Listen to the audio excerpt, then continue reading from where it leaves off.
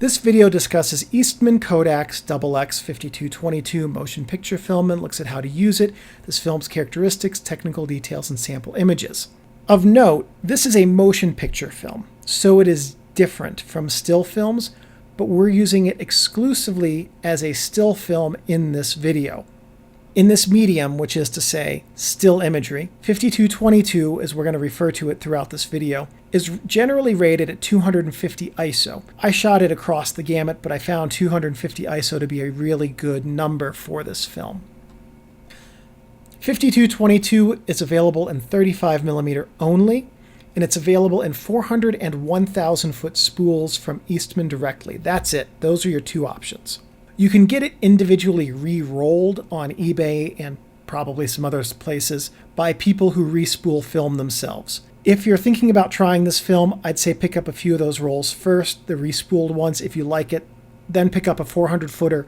We'll talk in this video in just a minute about how to handle that 400 foot roll. This film stock is also available in 16mm under the Kodak stock number 7222. To the best of my knowledge, it's exactly the same as 5222, only skinnier. This video looks exclusively at 5222. 5222 is incredibly inexpensive. If you have the time and patience to deal with it, it's going to be the best bang for your bulk 35mm dollar. To use it, you need to re-spool a larger 400 or 1000 foot spool into 100 foot segments in the dark, and then load it in those 100 foot segments into home bulk loading units. Of note, regardless of which size you buy, the cost per foot of 400 and 1000 is the same. It's like 64.5 cents per foot right now in mid-2019. It was a little bit lower when I bought my 400 foot spool of 5222, but still, it's incredibly inexpensive. In both sizes, the 400 and 1000 foot, this stock is around half the price of the cheapest Kodak still image stock in 100 foot lengths, and it's about 25% cheaper than the cheapest budget 100 foot stocks like ultrafine. I have not found a less expensive new 35mm film stock bulk than 5222, but it's not the easiest to spool. Basically, what you're going to have to do with this film is the first thing is pick up some 100 foot film spools, empty off eBay. These were used in reproduction cameras often. These are not the 250 frame spools used in the back of professional Nikons and things like that. They come up from time to time, and when you see them, buy up a couple, and that makes it a lot easier. Also, using a Watson loader instead of a Lloyd loader will make your life easier with this film because they have a larger film chamber. In this section, I'll provide subjective input on the film's grain, tonality and tonal range, acutance, contrast, sharpness, dynamic range, some additional notes about the film's characteristics, some good uses, and digital conversion capability. For grain, 5222 has a strongly apparent grain that typically I'd find unappealing. That said, I love the 5222 image aesthetic. It's gritty, it skews dark, it shows grain, but not in an overbearing manner. For many uses, 5222 will work extremely well. Not all, but for many. For tonality and tonal range with 5222, it's more dependent on lighting than any other film I've used. Poor lighting will rob you of many stops of tonality. Good lighting will give you an acceptable tonal range. Now, I don't mean your lighting has to be professional. It has to be even and it has to be bright. Indoor or outdoor, the same is true. 5222 benefits from uniform and even lighting of good quality. Cloudy days are not a good fit for this film. This stock is intended as a motion stock, and because of that, it needs more film in a shorter time because motion cameras expose the film for a significantly shorter time than do still cameras. That also means that this film has a steeper gamma line than typical black and white negative stocks. It behaves much more like a slide film than a negative film. For acutance, 5222 is a bit more softer, transitioning from dark to light areas than other black and white stocks. The transition between adjoining areas of different tonality, it's kind of mushy and soft. That said, this is very flattering for many subjects, especially people, which stands to reason as most motion picture stocks are used to record people. No surprise here, I'm going to recommend this as a portrait stock in just a minute. For contrast, generally 5222 is good, but this is more dependent on developing and your developing technique and chemistry than any other stock I've used. This stock tends to benefit from a fast and strong developer. 5222 is far from the sharpest film I've ever used. In ideal conditions, which are hard to achieve with this stock, 100 lines per millimeter are attainable for sharpness. That's low. Under imperfect conditions, which are readily available for use with this stock, sharpness as low as 32 lines per millimeter can be attained. I found that my sharpness was generally in the middle, though skewing more towards the 32 side. For people, as I've noted, that softness is ideal. This makes this a great portrait stock. For dynamic range, which is gamma, I had the opportunity to talk with an Eastman engineer about 5222. We talked for almost an hour. This is some number of years ago. She noted that 5222, a film stock she'd worked on, had a steep gamma line. At the time, I didn't really understand what that meant, but it means that this film behaves like a slide film because it's meant for projection images, like a slide stock would be. As a sidebar, the folks over at Eastman Motion Division are super friendly and helpful. They answered every question I had, no issue, no hesitation. I was really grateful for the chance I had to discuss my experience using 5222 as a still stock with the engineer I spoke with, and I really wish I could remember her name. What an amazing job that would be, by the way, to help develop film stocks. Anyway, in additional notes, a key to understanding this film is recognizing that it was meant for motion. This film's intent was to create a stock with grain that dances on a movie screen, creating depth and character. This film doesn't have to resolve its 6-digit line per millimeter ratings. Think about it this way.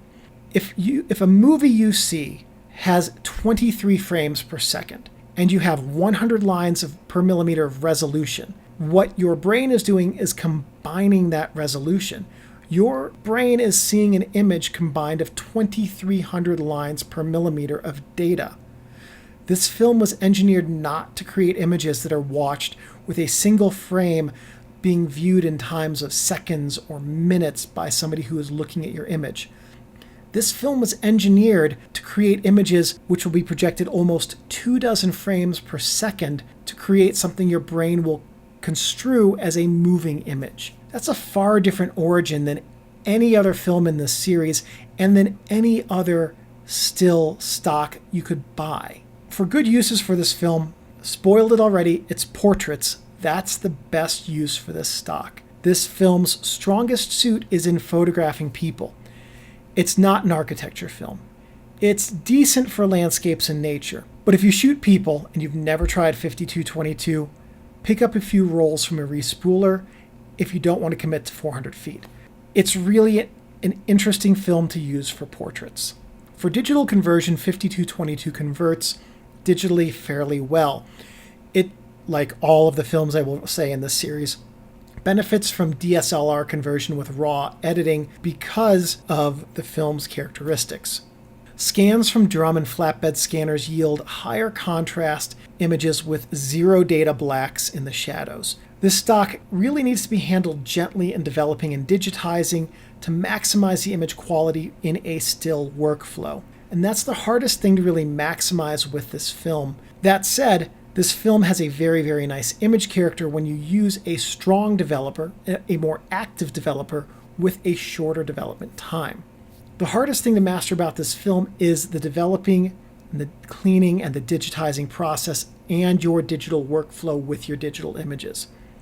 You really should have your digitizing and digital workflow processes down pat and delivering consistent and reliably good results before you commit to trying your workflow with 5222. Here is the spectral sensitivity curve. A key thing to note here is that image density, which arises vis-a-vis your exposure and your developing, will affect your image's sensitivity. That's a confusing statement, I know. What it means is that this film stock's ability to record tones and tonal ranges is dependent upon how you expose it and how you develop it. Note that this film strangely and much differently than anything else we've looked at in this series, really is much higher in the cool wavelengths than a standard still image. And that's because this film is designed for motion, which uses a lot of artificial lighting. Artificial lighting is now really a lot of LED lighting, which are cooler tone lights. That means that for still imagery, artificial lighting is way easier with this stock than with many, many other film stock, which means if you shoot product photos in black and white, this is a great film to try. With the color spectrum overlaid, we can see this film's color sensitivity. This is such a strange spectral curve. I don't recall seeing another film that's not an ortho film with greater purple and blue sensitivity than this film. I don't know of any non-ortho film that has greater cool tone sensitivity across the spectrum like this compared to yellow sensitivity. The orange to red drop-off at the end indicates that this stock should need higher light levels with tungsten lit rooms. I didn't try it, but it stands to reason. Here's the film's characteristic curve. Kodak calls this the sensitometric curve, which is a term I actually like better than characteristic curve, and I should use that term, but I'm not going to. But anyway, for this video, this is our characteristic curve. And this shows how sensitive the film stock is in terms of how it develops image density with different exposure and developing times. So let me label everything here.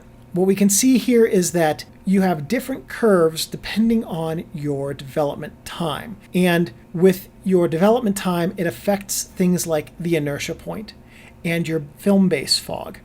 It also affects how contrasty your image is. The lower, the shallower the line, the less contrast the image has. The more fun it looks like it would be to sled down the line, the more contrast it has. Your toe is where the image starts to really develop, where you start to get shadow detail.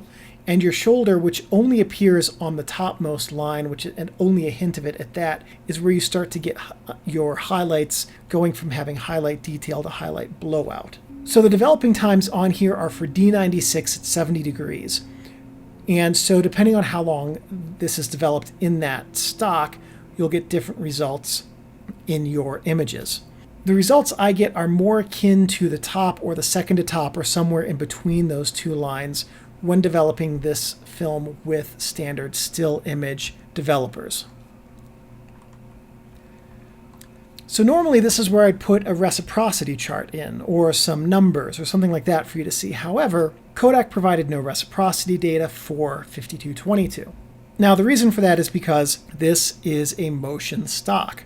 Motion pictures aren't using quarter-second or 20-second exposures. They're not using 1/10,000th or 1/12,000th of a second exposures either. There's a very narrow exposure time range for motion stocks. Reciprocity is not something you need to worry about doing motion images with this stock. So I've got nothing to give you on reciprocity for this film. 5222 can take a whole lot of abuse. I was stunned. I used this film from 64 to 3200 ISO, and I didn't really have issues with it at any setting. It delivered consistent and good results across that range. I was really pleased with this film's development latitude. You can push it to crazy levels, you can pull it to crazy levels, and you're still going to get good and usable images. So the point of that is, it's really worth, if you like this film and have used it a few times, and you have a bunch of it, trying it at a whole range of ISOs, just to see how the image characteristic changes and what you can get out of it with your shooting style and the subjects you photograph. The first thing I would recommend for this film is it likes 250 ISO and slower. I really like this film as a 64 ISO stock. I thought it handled really well at that rating, but it also handled really well at 2000 ISO. 2000 was the fastest speed I shot it at that I got really good results. 3200, it was too contrasty with not enough shadow data. For filters, I don't really recommend anything other than mild color compensating or circular polarization. I don't think there's really a lot that's going to benefit from this. One thing to definitely avoid are cool filters because they're going to cut everything out that's not blue or purple, and that's going to basically leave you with an orthochromatic look. Now, that said, if you want a look that is almost orthochromatic in nature, well, heck, grab some blue filters because you could pretty well achieve that.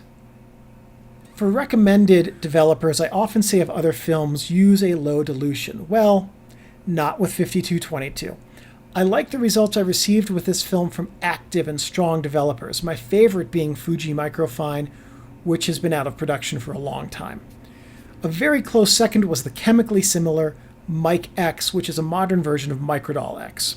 To my eye, Mic X is just as good as Fuji Microfine. Close behind it were L110 at 1+31, which is HC110 dilution B, and D76 stock. Now, I never like D76 stock with film, especially 35mm, but it works well with 5222.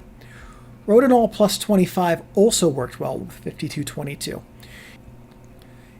I'm not a betting man, but if I were, I would bet a sizable sum of money that you will never hear these exact words, or something actually fundamentally the same as this, again in one of my All About Film videos. I found 0 developers that I would say categorically not to ever use.